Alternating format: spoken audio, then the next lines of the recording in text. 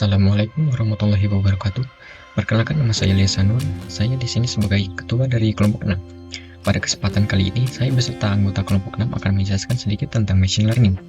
Sebelum itu, izinkan saya memperkenalkan anggota kelompok 6, yaitu saya sendiri, lalu ada Ihsan Madin Tufasa, Neng Rahayu, Iris Abdullah, dan Fikri Pradika Ramadan. Selanjutnya menuju materi yang akan dibacakan oleh masing-masing anggota. Pertama, pengertian machine learning. Apa itu machine learning? Machine learning adalah cabang ilmu computer science yang mempelajari bagaimana membuat sebuah program yang dapat menghasilkan pengetahuan baru dari pengetahuan yang sudah ada dengan menggunakan teknik inferensi terhadap data tersebut dan dengan pendekatan matematis. Bidang ini banyak berhubungan dengan algoritma yang dapat mengekstrak informasi dari berbagai macam data, seperti mengenali pola dalam data atau pattern recognition. Sehingga machine learning sangat berkaitan dengan statistika. Machine learning sangat berperan di bidang yang berhubungan dengan komputasi yang membutuhkan adanya pengetahuan dalam sebuah program. Bahkan, sebagian ilmu yang dipelajari dalam AI maupun DM atau data mining adalah machine learning itu sendiri. Selanjutnya, ada 3 kunci untuk mengetahui definisi dari machine learning. Yang pertama, keilmuan. Machine learning adalah bidang keilmuan yang mempelajari bagaimana membuat program yang dapat menghasilkan pengetahuan baru dari pengetahuan yang sudah ada, disebut experience atau data, di luar pengetahuan yang diprogram secara langsung oleh program. Yang kedua adalah algoritma. Machine learning juga dapat didefinisikan sebagai algoritma yang bertujuan untuk menemukan dan mengaplikasikan pola-pola dalam data. Ketiga, kecerdasan buatan. Machine learning merupakan bagian dari kecerdasan buatan yang bertujuan untuk memahami struktur suatu data dan mengonversi data tersebut ke dalam suatu model. Assalamualaikum warahmatullahi wabarakatuh. Perkenalkan, nama saya Ihsan Madin Tufasa dari Prodi Teknik Informatika kelas 1A kelompok 6. Di sini saya akan menjelaskan sejarah machine learning. Sejarah machine learning dimulai pada tahun 1943, yang dimana Aaron Matskun memperkenalkan konsep dan cara berkata sistem jaringan saraf. Pada tahun 1945, Donald Hebb memperkenalkan model interaksi sel otak. Pada tahun 1950, Alan Turing memperkenalkan Turing test, yang dimana tes tersebut dilakukan untuk komputer dan bukan manusia. Pada tahun 1957, Frank Roosevelt merancang jaringan saraf tiruan untuk pertama kalinya dan disebut sebagai perceptron. Pada tahun 1967, algoritma Nelson-Negron diperkenalkan.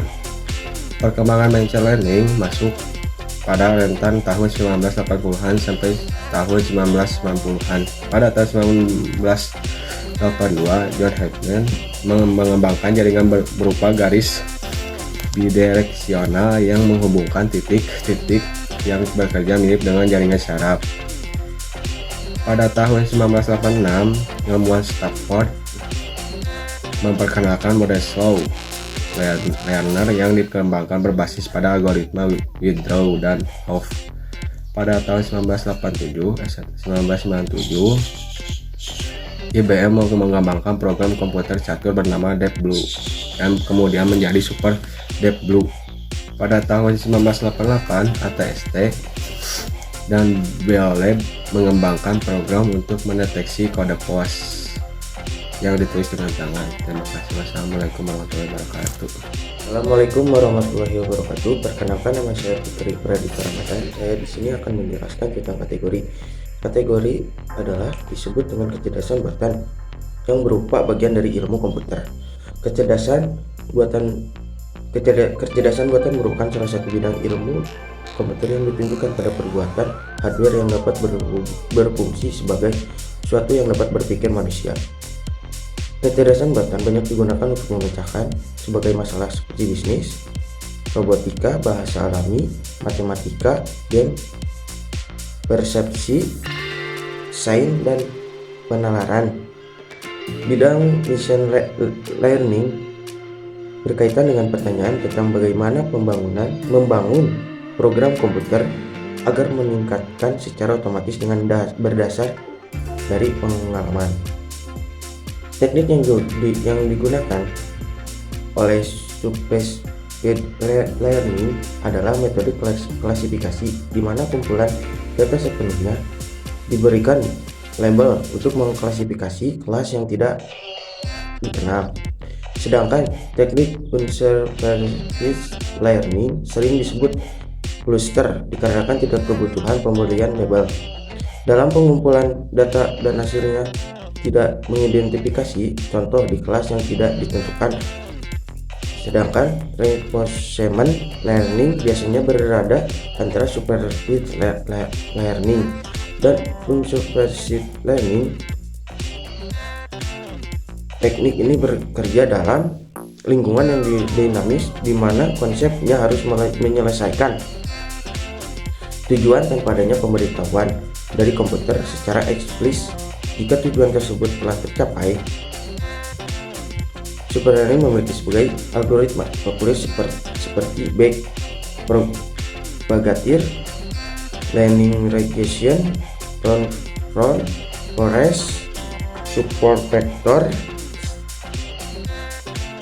machine navigation, regression, dan neural network.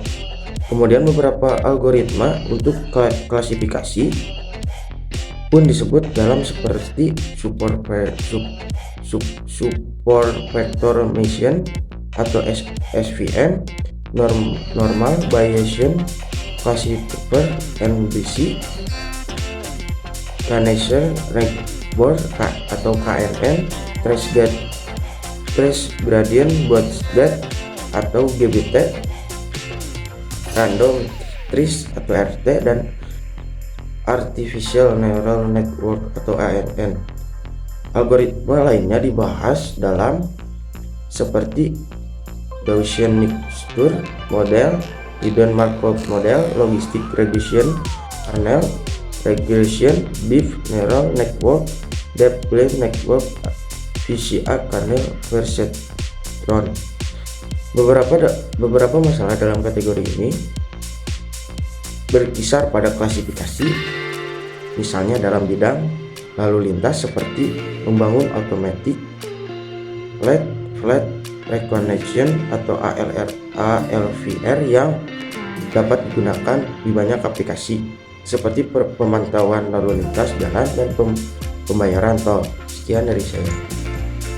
Assalamualaikum warahmatullahi wabarakatuh. Baik, di sini saya akan sedikit menjelaskan salah satu kategori machine learning, yaitu supervised learning dan unsupervised learning. Beberapa masalah dalam kategori ini berkisar pada klasifikasi, misalnya dalam bidang lalu lintas seperti pengembangan automatic number plate recognition yang dapat digunakan di banyak aplikasi seperti pemantauan lalu lintas jalan, pembayaran tol otomatis, dan manajemen parkir. Pemanfaatan machine learning pun dalam bidang industri dilakukan pada penelitian. Selain itu, dalam bidang kedokteran seperti masalah pencitraan medis, pengelolaan data pasien, dan pemeriksaan gaya berjalan seseorang bisa diprediksi dengan akurasi yang cukup tinggi. Dalam bidang teknologi seperti jam pintar, multimedia, klasifikasi teks, dan lain sebagainya. Tentu saja sudah banyak yang memanfaatkan machine learning dengan kategori supervised learning. Adapun unsupervised learning dikelompokkan lebih lanjut dalam masalah clustering dan asosiasi. Masalah pengelompokan atau clustering adalah tempat untuk menemukan pengelompokan yang melekat dalam data seperti pengelompokan pelanggan berdasarkan pada perilaku pembelian. Sedangkan masalah asosiasi adalah aturan yang menggambarkan sebagian besar data yang ada. Seperti contohnya orang yang membeli A juga cenderung membeli B. Unsupervised learning memiliki beberapa algoritma populer seperti K-means, a priori, adapun independent subspace analysis atau ISA, dan DBScan. Unsupervised learning memiliki beberapa algoritma populer seperti K-means, a priori, independent subspace analysis atau ISA, dan DBScan. Beberapa contoh masalah dalam kategori ini misalnya dalam bidang finansial untuk meninjau sejumlah besar data, maka unsupervised learning biasanya dapat digunakan. Kemudian dalam bidang kedokteran, unsupervised learning digunakan dalam proses segmentasi pembuluh darah, dan adapun di bidang teknologi seperti jaringan komputer maupun pencegahan serangan keamanannya. Sekian dari saya, terima kasih. Wassalamualaikum warahmatullahi wabarakatuh. Pada zaman modern saat ini, penerapan machine learning pasti sering kita temukan dalam kehidupan sehari-hari, baik itu di dalam situs web, program, aplikasi, ataupun perangkat modern saat ini. Program machine learning sering digunakan untuk mengklasifikasikan atau memprediksi data baru yang memungkinkan kita untuk membuat atau mendukung suatu pengambilan keputusan. Beberapa penerapan machine learning yang paling sering kita temukan dalam kehidupan sehari-hari, contoh yang pertamanya adalah mobil pintar. Mobil pintar ini dapat terhubung dengan internet dan memiliki beberapa program yang dapat membantu pengemudi ataupun penumpangnya. Program machine learning di dalam mobil pintar ini membantu pengemudi untuk mengendalikan laju mobil, kemudian membantu navigasi, mempelajari perilaku pengemudi saat mengendalikan mobil, kemudian parkir otomatis, dan mengidentifikasi peraturan lalu lintas yang terdapat di wilayah sekitar. Untuk contoh yang kedua adalah rekomendasi untuk pelanggan. Tentunya di antara kita pasti ada yang pernah masuk ke dalam situs pembelanjaan online atau layanan streaming video atau musik. Contohnya adalah Shopee, Lazada, Netflix, Tokopedia, Spotify, dan sebagainya. Yang dimana ketika kita masuk kembali ke dalam situs tersebut, iklan yang muncul adalah produk yang pernah kita cari atau produk yang saling berkaitan. Yang berarti machine learning ini mempelajari perilaku kita sehari-hari dengan memanfaatkan data yang kita akses atau data yang kita tulis atau kita baca. Kemudian untuk contoh yang ketiga adalah deteksi kecurangan. Machine learning dapat mendeteksi kecurangan yang terjadi melalui sekumpulan data atau algoritma. Contohnya adalah email.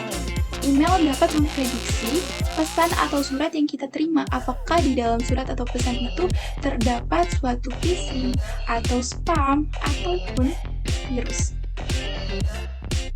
Alhamdulillahirabbil alamin. Terima kasih kepada rekan-rekan sekalian yang sudah menyampaikan materi tentang machine learning. Dan mohon maaf apabila terdapat kesalahan dalam penyampaian materi atau apapun itu dan sekecil apapun itu. Saya Ilyas Nur sebagai Ketua Kelompok 6 pamit undur diri bersama rekan-rekan. Wassalamualaikum warahmatullahi wabarakatuh.